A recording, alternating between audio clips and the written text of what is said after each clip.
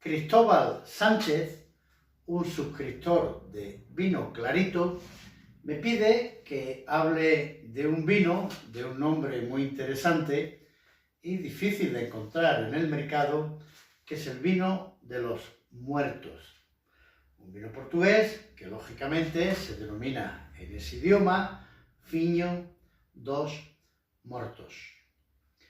Hablaremos en este vídeo de este interesante vino y lo analizaremos.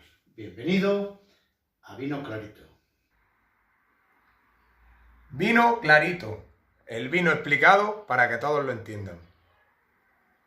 El vino de los muertos, o Vinho dos Mortos, se produce en la región portuguesa de Trás-os-Montes, situada en la esquina noreste de Portugal, lindando con la frontera española.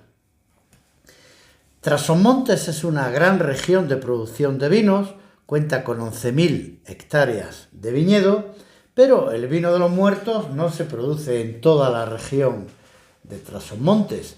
Es un vino que se produce de manera tradicional en un conjunto de aldeas englobadas en un municipio que se llama Boticas, cerca de una ciudad que se llama Chaves. En Trás-os-Montes y en Boticas, como en el resto de Portugal, las uvas son muy diversas y mayoritariamente variedades autóctonas de Portugal. Portugal es un país en el mundo del vino que ha tenido la buena idea, pienso yo, de, en vez de dedicarse a plantar las variedades francesas que se repiten por todo el mundo de forma incansable, pues ellos han preservado la mayoría de sus variedades autóctonas. En Portugal existen 250 variedades autóctonas que se siguen utilizando para producir vino y que no se encuentran en ningún otro país del mundo. Tenemos, por ejemplo, la tinta barroca, bastardo, touriga nacional, touriga francesa, tinta amarilla o amarela. Tenemos, por ejemplo, la trincadeira, un conjunto de uvas que le dan una personalidad muy grande al vino portugués y lo hace algo diferente a un esquema de repetidas uvas francesas, normalmente Chardonnay, Cabernet Sauvignon, Merlot, Petit Verdot, que encontramos por todos los países de una manera repetida y repetida. Por eso, hacer una incursión por los vinos portugueses es explorar zonas para la gran mayoría de los consumidores desconocidas. La historia del vino de los muertos data de principios del siglo XIX, cuando las guerras napoleónicas.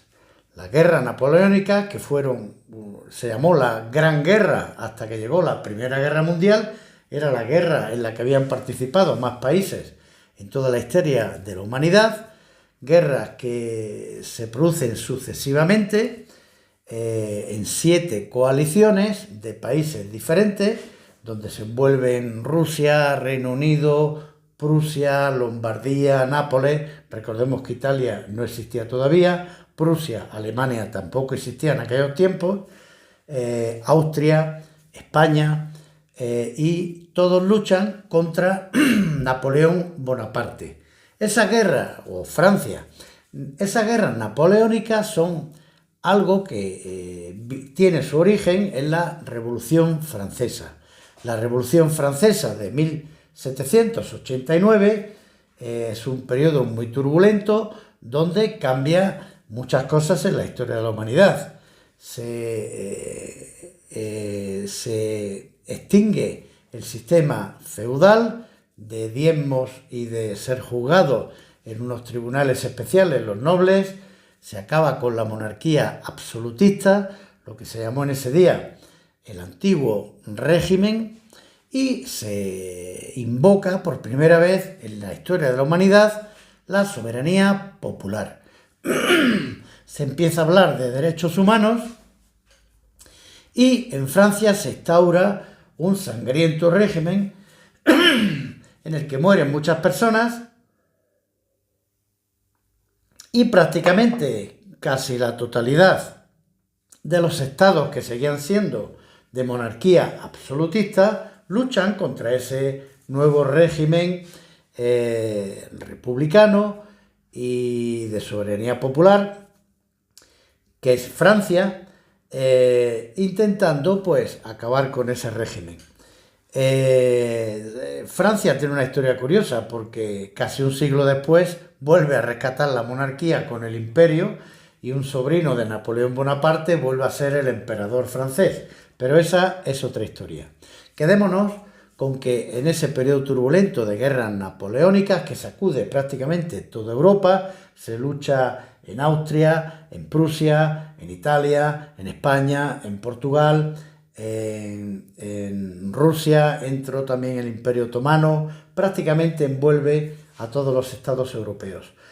Como resulta de esas guerras napoleónicas, se cimenta pues el concepto de una Europa unida. Napoleón habló mucho del Estado europeo. Napoleón buscaba un Estado que unificara toda Europa, basado en la República y basado en esa soberanía popular.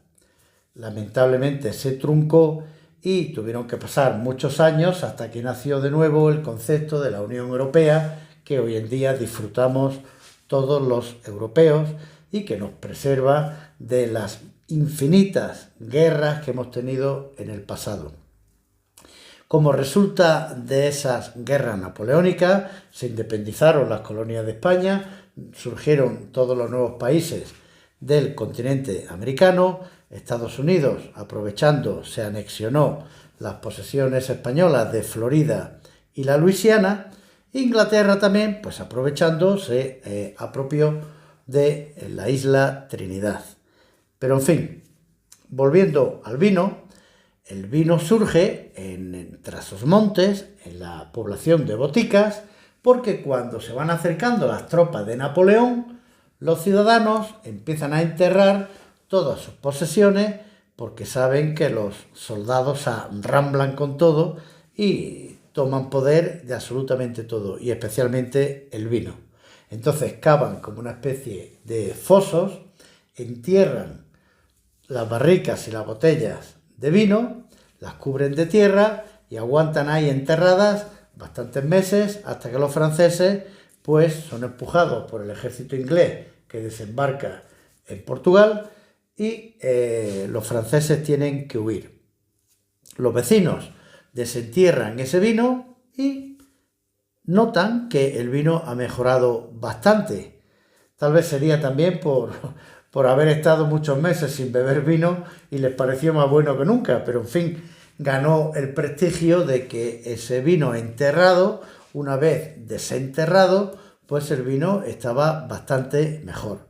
Y por eso se le llamó el vino de los muertos, o viño dos mortos. Esa tradición continúa hoy en día, es difícil de encontrar en el mercado, no es muy fácil encontrarlo, pero si visitáis Trasosmontes y visitáis Boticas, pues lo podéis encontrar en la zona. Y hoy vamos a analizar cómo es este vino de los muertos.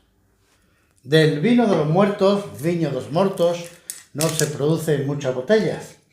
Hay un productor principal que es Armindo de Sousa Pereira, del municipio de Boticas, que produce unas 6.000 botellas al año.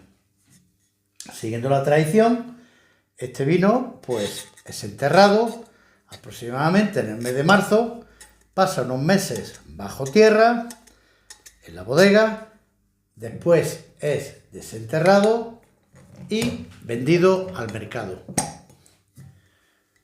El vino lo encontráis por la web, fácil de recordar, www.viñodosmuertos, y cuesta alrededor de unos 15 euros. El propio Armindo, el productor, que tendrá alrededor de 60 años, dice que no le gusta venderlo a más sitios fuera de allí, porque le gusta que la gente vaya a su pueblo, a boticas, a comprarlo. Así que es un buen souvenir cuando hacemos turismo por la zona. El corcho que tapa esta botella es de muy buena calidad. No hay que olvidar que Portugal es el primer productor de corcho y primer fabricante de tapones de corcho para botellas. La botella es bordelesa. Bueno, tiene una etiqueta muy fúnebre, todo negro, quizás por aquello de que es el vino de los muertos. Y detrás, pues nos cuenta la historia, que ya sabéis, sobre el origen del nombre de Vino de los Muertos y prácticamente ninguna otra información. No nos dice siquiera las castas o las uvas, ni tampoco el tiempo que ha permanecido enterrado. Declara 12,5 grados de alcohol y se presenta con la tirilla oficial de vino regional de Trás-os-Montes.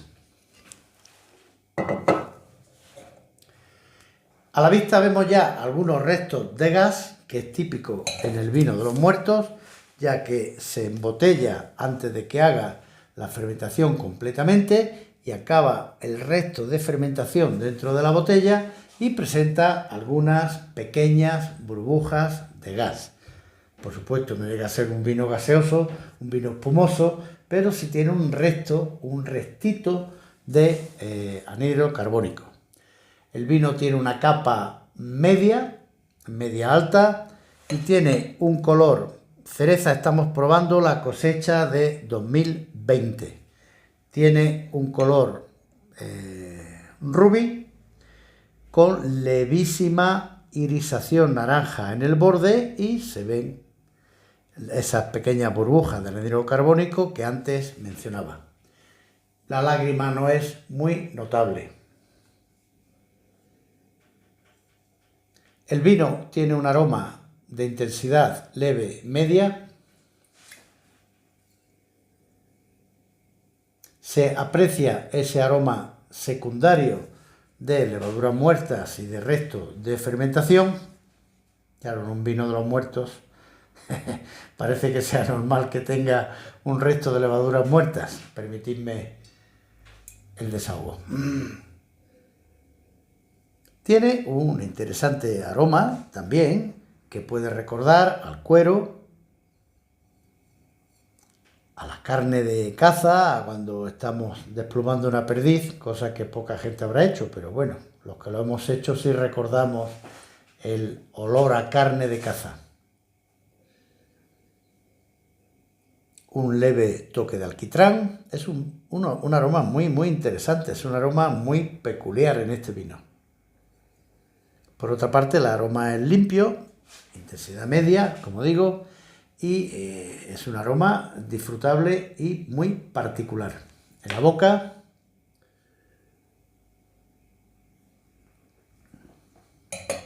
seco y, por supuesto, ese pequeñísimo picor del resto de anhídrido carbónico, un tanino evidente, pero que no molesta, no es un tanino que sobresalga en demasía. El vino tiene frescura, tiene una buena componente de acidez.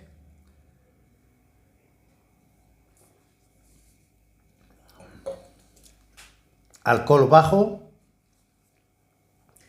amplitud media, por gusto medio. En conjunto, yo diría que es un vino muy interesante por su originalidad. No estamos hablando de un grandísimo vino, pero sí hablamos de un vino con mucha personalidad. Es un vino muy distinto a lo que normalmente tomamos. Un vino que destaca por su frescura, por su pequeño picor del resto de anhídrido carbónico.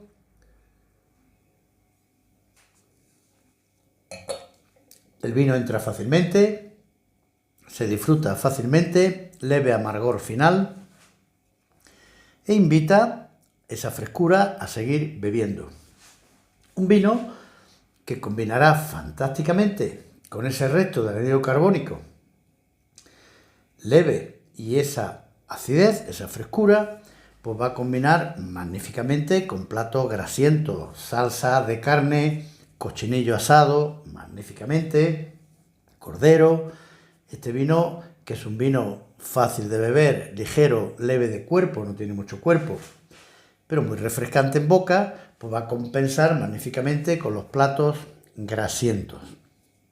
No es fácil de encontrar, lo recomiendo como souvenir al que visite la región de Trás-os-Montes. Lo podéis pedir por la web, no obstante, vale unos 15 euros la botella. Y yo puntuaría este vino con 88 puntos. Me parece un vino muy interesante y de mucha personalidad. En gastronomía y en vinos es muy importante probar cosas diferentes. En esa riqueza y en esa variedad estriba la complejidad y el disfrute del mundo de los vinos. Que tengáis felices vinos.